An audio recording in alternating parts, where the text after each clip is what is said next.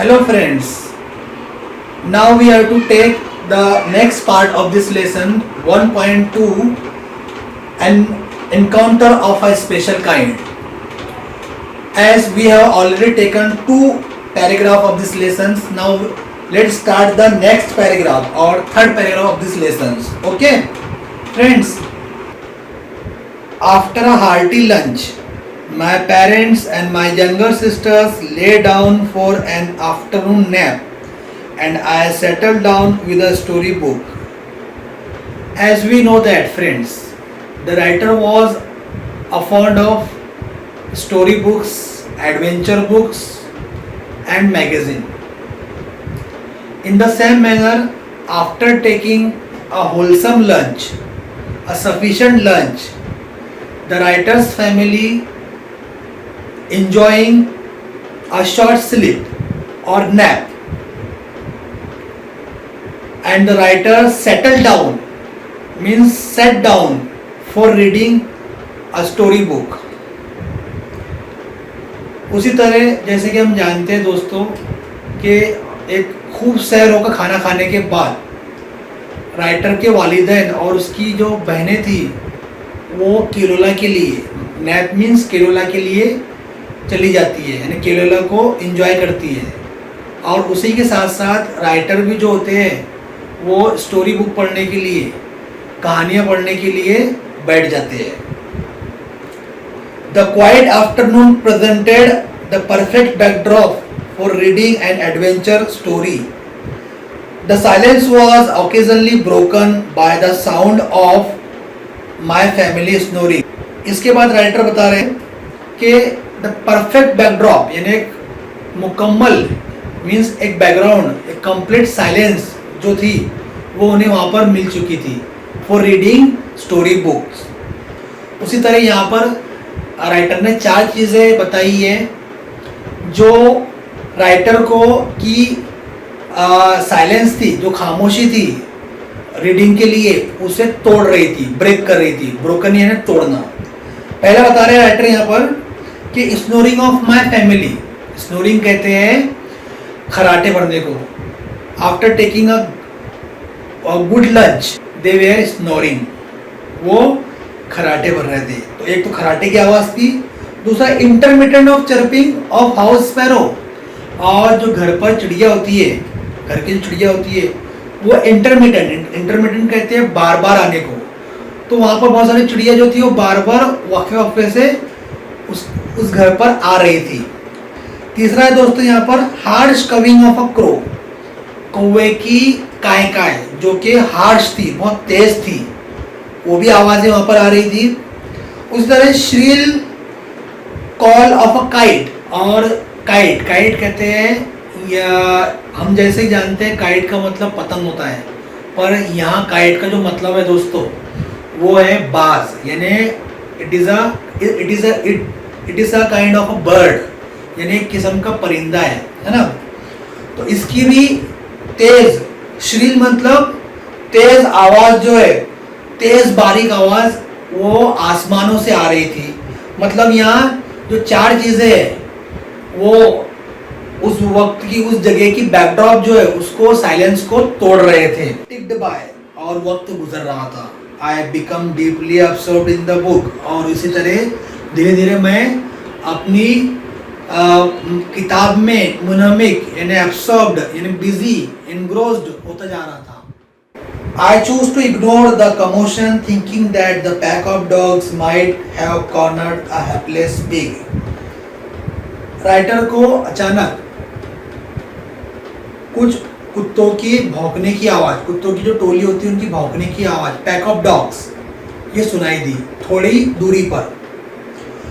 उसी तरह इस आवाज़ को राइटर ने ये समझकर, थिंकिंग दैट, इग्नोर किया, नज़रअंदाज किया कि शायद ये हंगामा, कमोशन लफ्ज़ है यहाँ पर, ये हंगामा इसलिए हो रहा है कि शायद किसी हैप्लेस पिग को, यानी हैप्लेस यानी बदकिस्मत, अनफॉर्चुनेट, अनलकी पिग को कुछ कुत्तों की टोली ने घेर लिया है.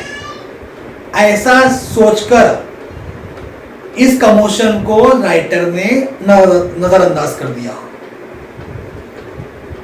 बट सून, मगर जल्दी, the barking became louder and more aggressive, और थोड़ी देर बाद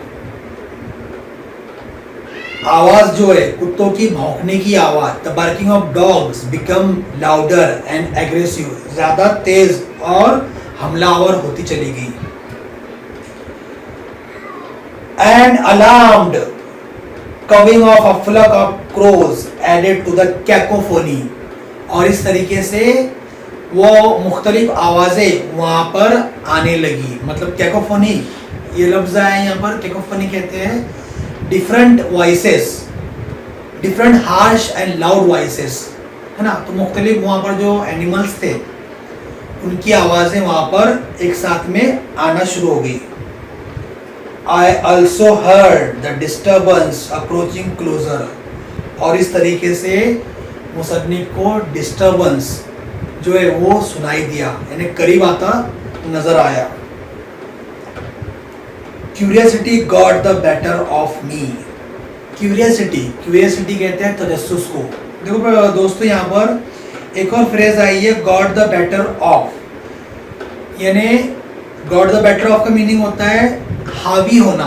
तो यहाँ पर मुसन्निफ को एक तजस्सुस हावी हो गया कि भाई what is going on outside of the my house, मेरे घर के बाहर क्या चीज हो रही है, ऐसी क्यूरियोसिटी तैयार हो गई उनमें।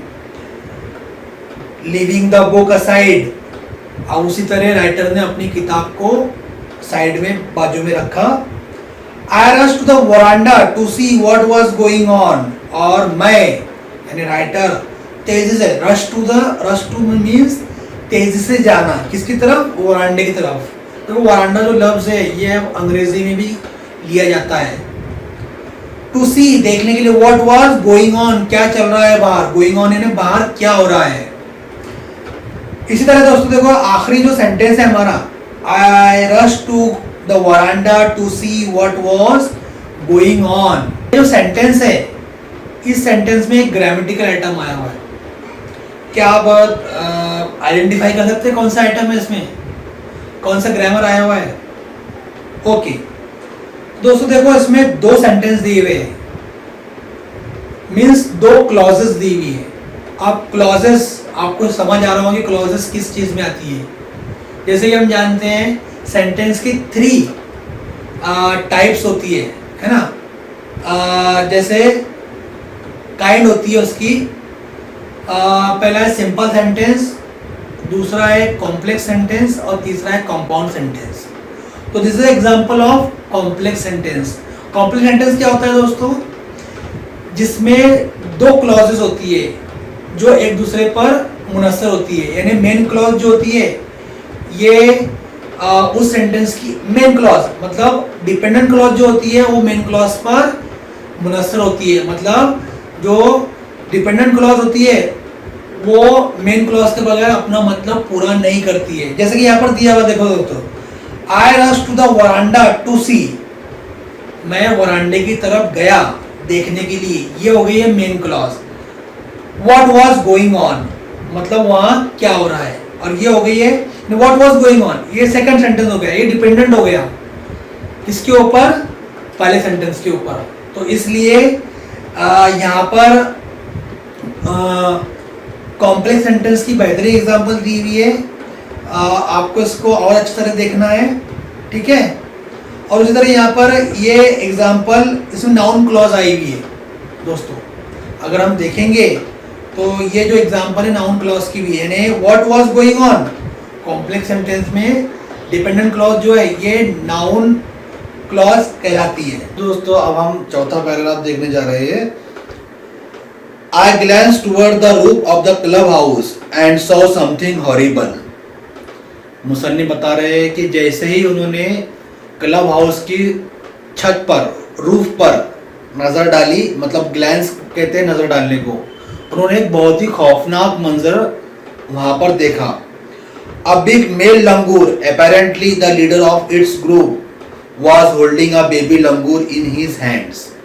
क्या देखा उन्होंने कि एक जाहिरी तौर पर अपेरेंटली मतलब जाहिरी तौर पर नजर आने वाला एक बड़ा लंगूर जो कि अपने ग्रुप का एक बहुत बड़ा रहनुमा है, लीडर है, क्या कर रहा है, उसने उसके हाथ में एक छोटे बच्चे को पकड़कर रखा हुआ है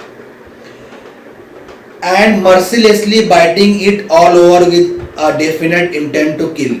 और उसी तरह मर्सिलेसली यानी बेरहमी से उसे वो काट रहा है, बाइटिंग करना है, काटना हर तरफ से, और a definite intent to kill मतलब वो उसे यकीनी तौर पर मारना चाहता है, खत्म करना चाहता है। The helpless mother of the baby and other lesser member of the group were scattered on the roofs of the buildings near by.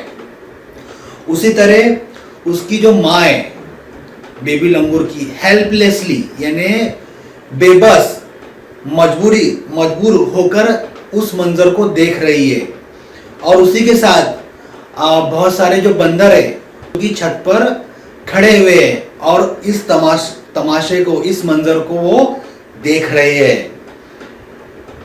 Scattered यानी बिखरे हुए हैं, अलग अलग जगह बिल्डिंग्स के हिस्सों पर यानी छतों पर वो बिखरे हुए हैं। Watching the baby being killed, और इस मारने वाले मंजर को, उसे खत्म करने वाले मंजर को देख रहे हैं। I recall the terrible custom in animal clan according to which a dominant male usually does not allow another male baby or adult to survive within its group। और हमारे मुसन्निफ बताते हैं कि मुझे याद आ रहा है, रिकॉल करना है याद करना, वो टेरिबल है भयानक रस्म, कस्टम कहते हैं रस्म को, है ना, याद आ रही है हैवानी नौ की, एनिमल्स क्लैन यानी हैवानी नौ की, हैवानी कबीले की, जिसके मुताबिक एक मेल लंगूर, एक डोमिनेंट लंगूर, बरसरे इख्तिदार लंगूर अपने दूसरे मेल लंगूर को या बेबी लंगूर को अपने कबीले में जिंदा नहीं रहने देता है। वो इसलिए कि वो नहीं चाहता है कि वो उस कबीले का आने वाले वक्त में इक्तदार को हासिल कर ले, वो उसके ऊपर डोमिनेंट हो जाए, इसलिए वो उसे मार डालता है। तो ये चीज़ राइटर को यहाँ पर याद आ रही है ना। चलिए दोस्तों, इस सबक का वीडियो लेक्चर अब यहाँ ख़त्म होता है। इस सबक के अगले हिस्से के लिए मतलब पार्ट 3 के लिए अब हम अगला वीडियो लेक्चर देखेंगे आने वाले वक्त में। तब तक के लिए शुक्रिया।